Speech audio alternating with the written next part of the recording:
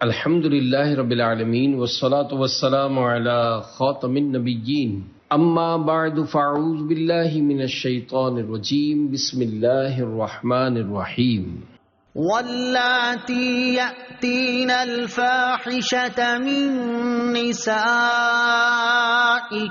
فاستشہدوا علیہن اربعة منکم فَإِن شَهِدُوا فَأَمْسِكُوهُنَّ فِي الْبُيُوتِ حَتَّى يَتَوَفَّاهُنَّ الْمَوْتُ أَوْ يَجْعَلَ اللَّهُ لَهُنَّ سَبِيلًا۔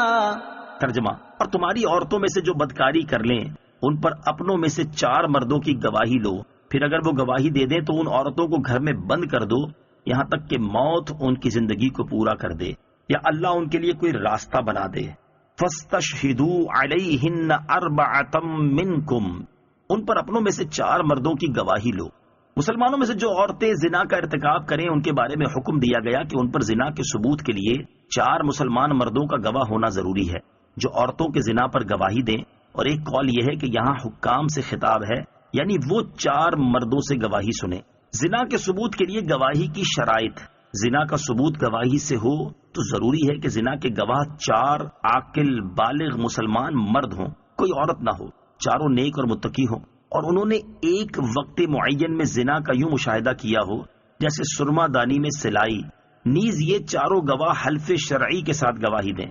اگر ان میں سے ایک بات بھی کم ہوئی تو زنا ثابت نہ ہوگا، اور گواہی دینے والے شرعاً 80 کوڑوں کے مستحق ہوں گے۔ فَأَمْسِكُوهُنَّ فِي الْبُيُوتِ، ان عورتوں کو گھر میں بند کر دو۔ زانی عورت کو موت آنے تک گھروں میں قید رکھنے کا حکم زنا سے متعلق کوڑوں اور رجم کی سزا مقرر ہونے سے پہلے تھا۔ جب زنا کی حد کے بارے میں احکام نازل ہوئے تو یہ حکم منسوخ ہو گیا۔ زنا اور قذف کی سزا کا بیان سورہ نور آیت نمبر 2 اور 4 میں بیان ہوا ہے۔ زنا کی مذمت: اس آیت میں زنا کرنے والوں کی سزا سے متعلق بعض احکام بیان ہوئے۔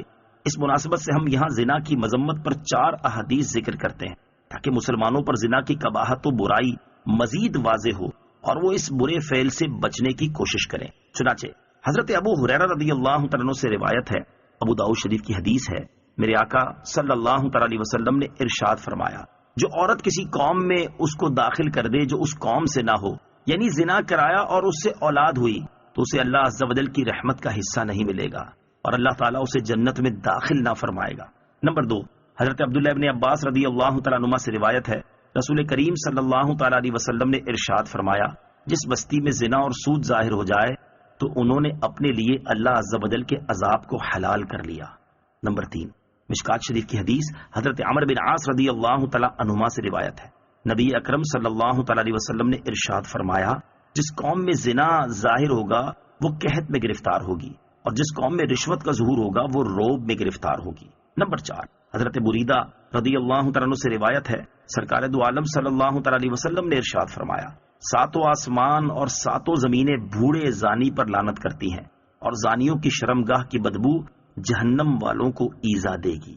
واللذان یأتیانها منکم فآذوہما فإن تابا وأصلحا فأعرضوا عنہما ان اللہ کان توابا رحیما۔ ترجمہ: اور تم میں جو مرد عورت ایسا کام کریں ان کو تکلیف پہنچاؤ، پھر اگر وہ توبہ کر لیں اور اپنی اصلاح کر لیں تو ان کا پیچھا چھوڑ دو، بے شک اللہ بڑا توبہ قبول کرنے والا مہربان ہے۔ فآذوہما، ان دونوں کو تکلیف پہنچاؤ۔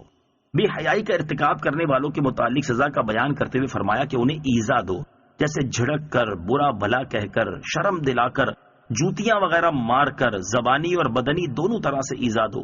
زنا کی سزا پہلے ایذا دینا مقرر کی گئی، پھر قید کرنا، پھر کوڑے مارنا یا سنگسار کرنا۔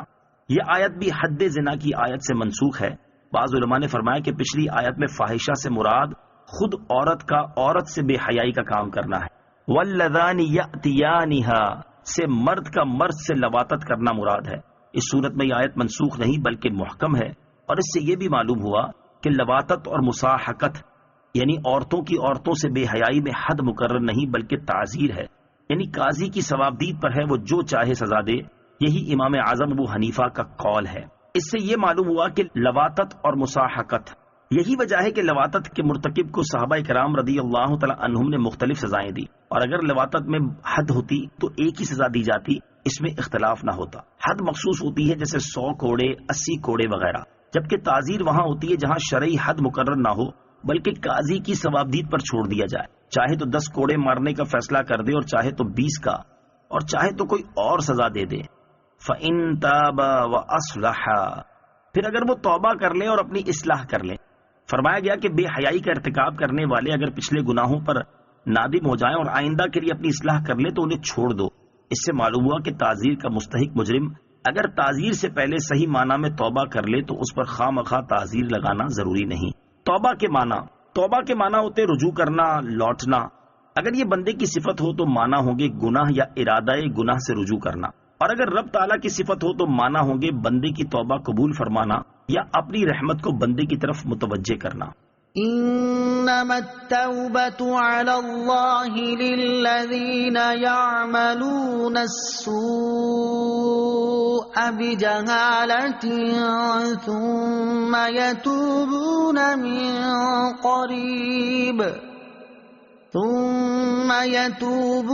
من قريب فأولئك يتوب الله عليهم وَكَانَ اللَّهُ عَلِيمًا حَكِيمًا. ترجمہ: وہ توبہ جس کا قبول کرنا اللہ نے اپنے فضل سے لازم کر لیا ہے وہ انہی کی ہے جو نادانی سے برائی کر بیٹھیں پھر تھوڑی دیر میں توبہ کر لیں. ایسوں پر اللہ اپنی رحمت سے رجوع کرتا ہے اور اللہ علم و حکمت والا ہے. ثم يتوبون من قریب، پھر تھوڑی دیر میں توبہ کر لیں. اللہ تعالیٰ کی عظیم رحمت ہے کہ گناہ کے بعد توبہ کرنے پر معاف فرما دیتا ہے اور موت کے وقت توبہ قبول فرماتا ہے. یہاں فرمایا گیا کہ جو گناہ کر کے تھوڑی دیر میں توبہ کر لیں، تو یہاں تھوڑی دیر سے مراد 1-8 گھنٹہ یا 2-4 سال نہیں، بلکہ موت سے پہلے جب بھی توبہ کر لی وہ قریب ہی شمار ہوگی. ہاں، جب موت کا عالم طاری ہو جائے اور غیب کا معاملہ ظاہر ہو جائے تو اس وقت توبہ مقبول نہیں. وَكَانَ اللَّهُ عَلِيمًا حَكِيمًا، اور اللہ علم و حکمت والا ہے. اسلام میں توبہ کا قانون بنانا عین حکمت و علم پر مبنی ہے. جن دینوں میں توبہ نہیں ان کے ماننے والے گناہ پر زیادہ دلیر ہوتے ہیں، کیونکہ مایوسی جرم پر دلیر کر دیتی ہے اور معافی کی امید توبہ پر ابھارتی ہے. جس شخص کو پھانسی کی سزا سنا دی گئی ہو اسے سب سے جدا قید میں رکھا جاتا ہے تاکہ کسی اور کو قتل نہ کر دے، کیونکہ وہ اپنی زندگی سے مایوس ہو چکا ہے. اور جسے ایک مقررہ مدت تک سزا کے بعد رہائی کا حکم ہوا اسے دیگر مجرموں کے ساتھ قید میں رکھا جاتا ہے. اس سے یہ خطرہ نہیں ہوتا کیونکہ اسے رہائی کی امید ہے. صدق اللہ